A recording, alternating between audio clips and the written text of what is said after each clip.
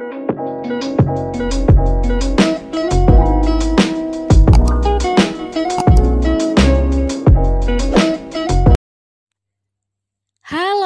Assalamualaikum warahmatullahi wabarakatuh. Berjumpa lagi di channel YouTube Guru Online.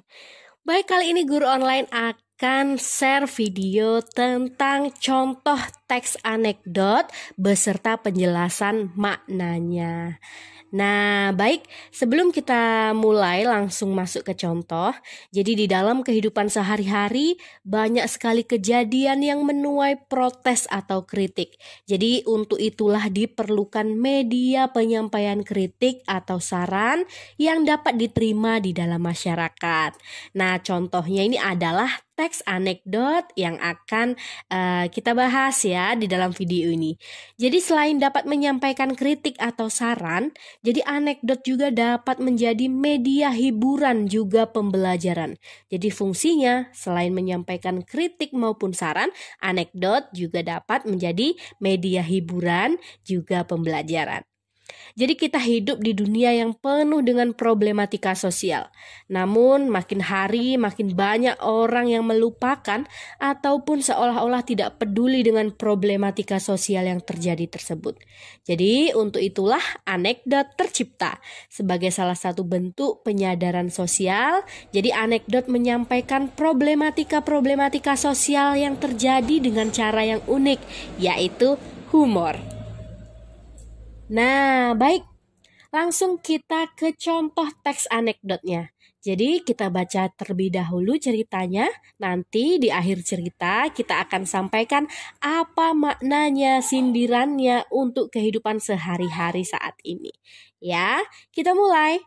Suatu hari, di pinggiran sebuah desa tinggallah Pak Dodot, seorang tokoh masyarakat yang terkenal piawai memandu acara yang biasa ada di masyarakat. Pada suatu hari, ia mendapat undangan acara pesta dari dua orang kaya. Yang pertama dari desa Mentari dan yang kedua dari desa Bersinar.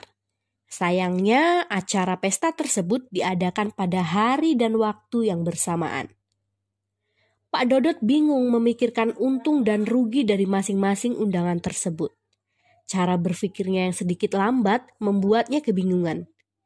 Ia berpikir jika ia datang ke acara pesta di desa Mentari, tuan rumah biasanya memberi amplop dan juga jajanan dan makanan pesta yang khusus dipersiapkan untuk pemandu acara seperti dirinya. Namun, menurut cerita-cerita yang tersebar di desanya, amplop yang diberikan oleh orang-orang desa Mentari tersebut tak sebanyak amplop yang diberikan orang-orang dari desa Bersinar.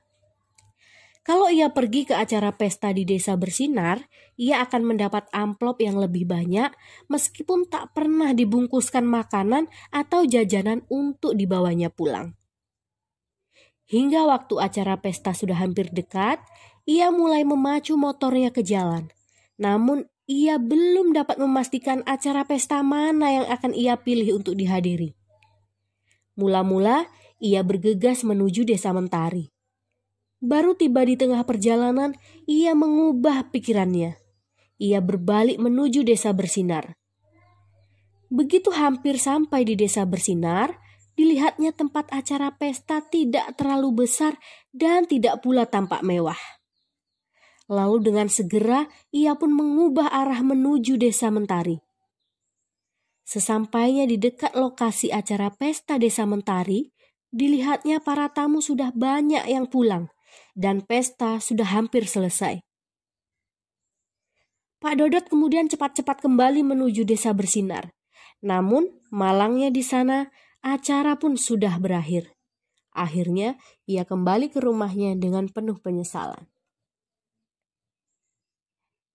Nah, ini adalah contoh teks anekdot yang pertama yang terinspirasi dari cerita Lebay Malang, diambil dari buku Mahsun tahun 2014, teks dalam pembelajaran Bahasa Indonesia kurikulum 2013, Jakarta, PT Raja Grafindo Persada halaman 25 ya.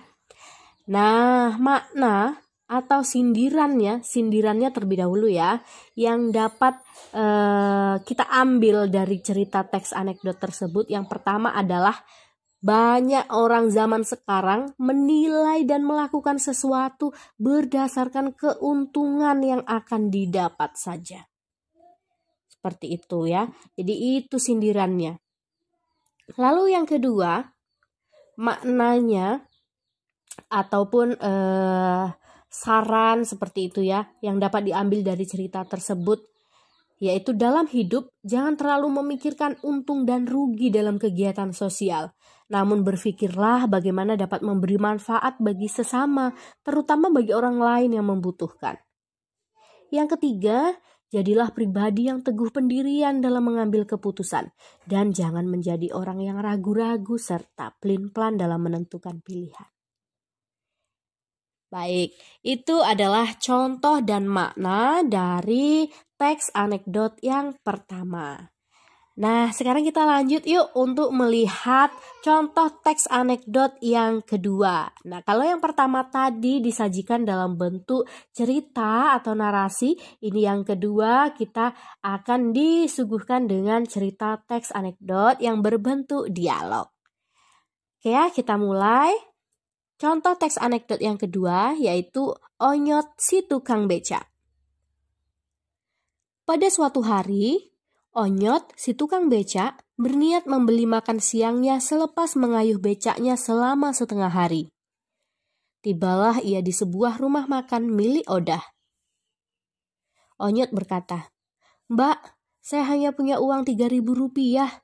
Kalau saya makan di rumah makan ini, bisa dapat daging ayam atau ikan tidak ya?" Odah pun menjawab, "Oh alah mas, masa 3.000 perak sampean mau makan enak? Tidak bisa mas," jawab Odah dengan nada tinggi dan lirikan tajam. Dengan menahan kesal karena dihardik si Odah pemilik rumah makan, Onyot si tukang beca akhirnya makan sepiring nasi hanya dengan dilengkapi kerupuk dan sedikit sambal. Keesokan hari, ketika Onyot sedang mengayuh becaknya, dari kejauhan ada yang memanggilnya. Setelah didekati, ternyata yang memanggilnya adalah Odah, si pemilik rumah makan. Odah bertanya, "Mas Onyot, antar saya ke rumah makan ya. 3.000 ya?" Lalu Onyot pun menjawab, 3.000? Ya sudah, naik deh mbak."